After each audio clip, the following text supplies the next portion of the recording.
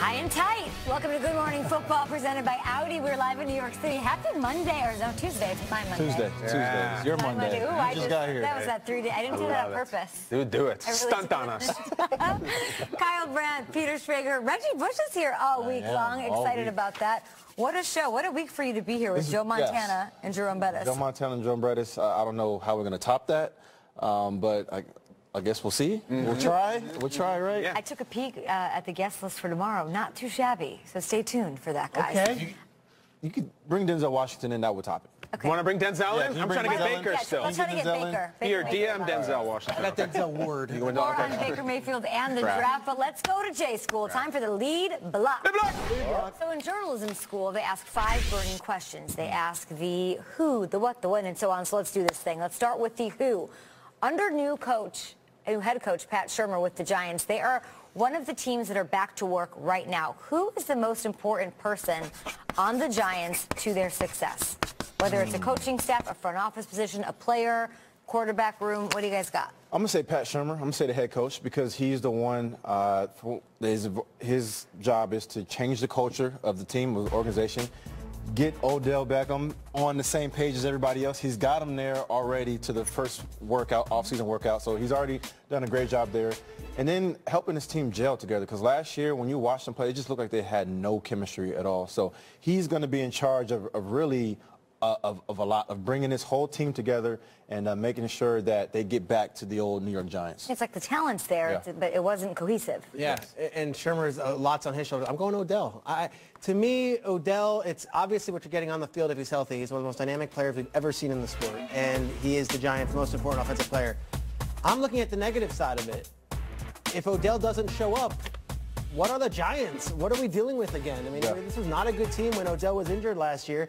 And if Odell actually holds his ground on this thing and wants to get paid and this drags on, it could submarine the Giants season. And I don't blame Odell Beckham for that.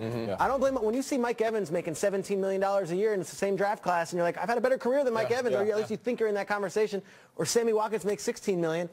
I think it's on Odell, and it depends on what happens with Odell. If he's healthy and happy, good luck at NFC East. Odell can have a season. It's the nightmare scenario where Odell shows up every single week, keeps talking contract all the time. And that's why I'll go back to Shurmur. It's Pat Shurmur 100% because last year was a disaster. True, there was no reason ever that team with that many good players should have had that record. I look at the Giants like just a very talented band, and they need that road manager to get them to the hotel and to get them to the stadium, make sure everything's cool.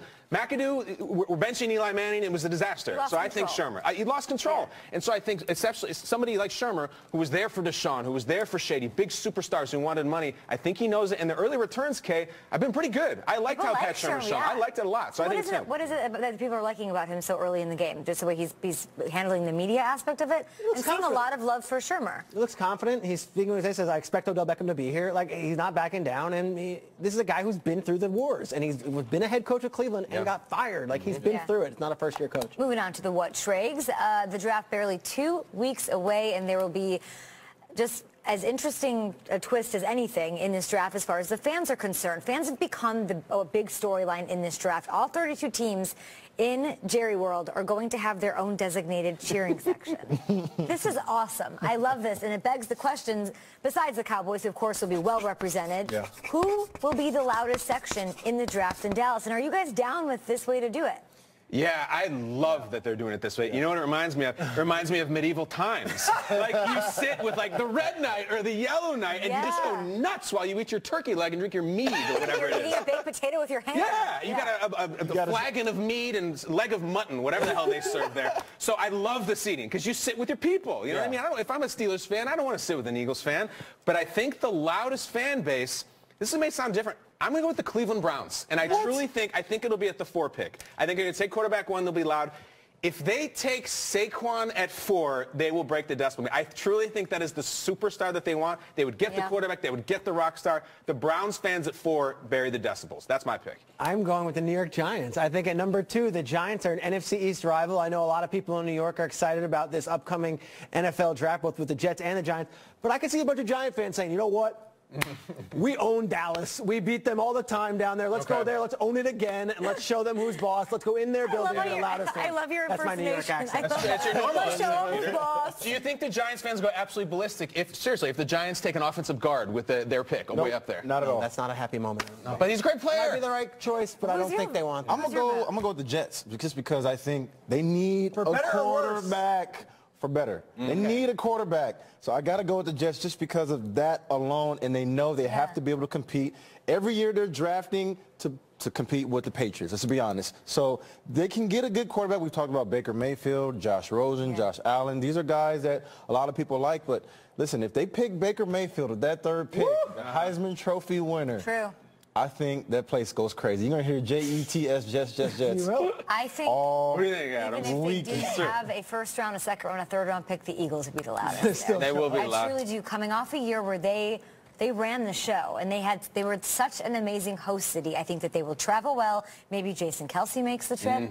Maybe he's sitting in their fan section, stirring everybody up. They will be loud, booing for other teams getting picked and cheering for sure. They're definitely going to boo everybody else. All weekend long. The Eagles fans will show up for sure. Yes. I wonder if it could be the other. There's the Eagles fans doing their thing. I wonder if maybe it could be the other 31 teams when the Patriots take those picks and move up into the top 5, and they just groan. Yes. No! That might be the loudest. I like that. Why are Philly fans so crazy? Because they're Super Bowl champs, awesome. baby.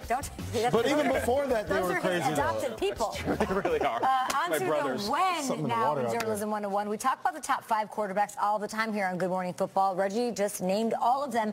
But have we been sleeping on the Oklahoma State kid guy, Mason Rudolph? He visited with the Pats last week, and he's headed to the Bills this week, and he's doing a little tour to East Coast, according to our NFL Network insider, Ian Rappaport. So when, guys, when will Mason Rudolph come off the board?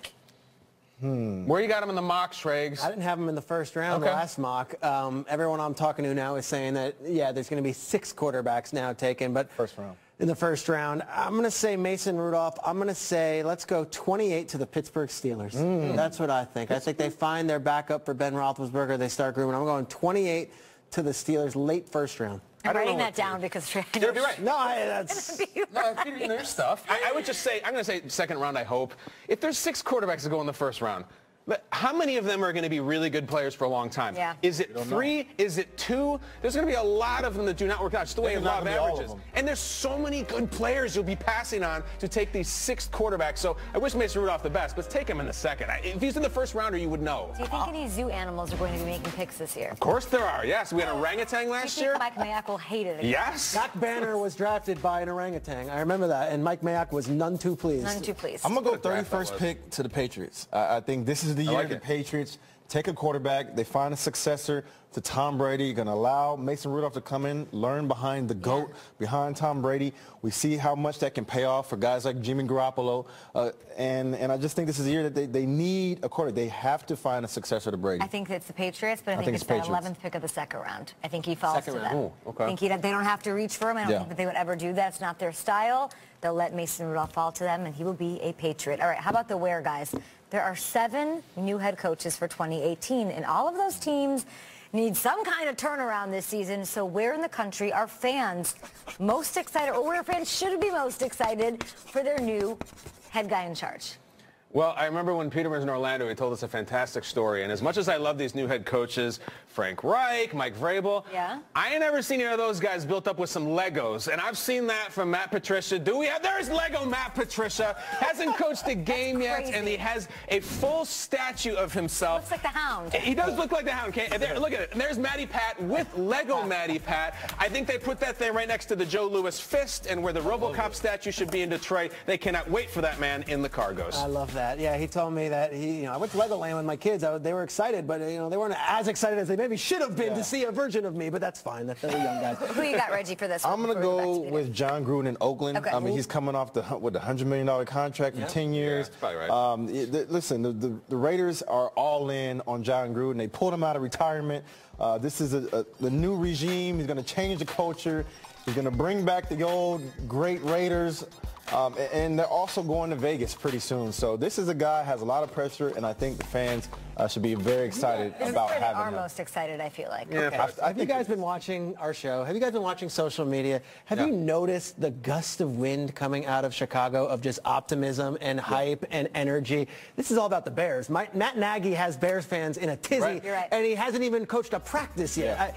This welcoming press conference was like welcoming in, you know, the homecoming king, and then he has the meeting. He says, I want everyone to be obsessed. The players were like glowing. We had Trubisky on Friday wishing Kay a happy birthday, no less. But Trubisky came on and basically said, this offense was built for me. Like, these fans are ecstatic. The Twitter feedback has been insane. He hasn't coached a game yet. He hasn't coached a practice yet. But Bears fans are jacked up for Matt Nagy. It's been a decade. I think Nagy wins that one, actually. I thought it was Gruden for sure. And then, like, no, hold on a sec. The Raiders have done some winning. It's Nagy for sure. We have to go back to early Lovie Smith, the team you were playing in the NFC Championship game that Chicago was that excited. 2006. We're in 2018. It's Nagy. All right, that's it for Journalism School. I'm letting those out of class early. See ya. Early dismissal. We've got Hall of Famer ᴍᴏsᴛ joining us this hour to tell us what the Steelers should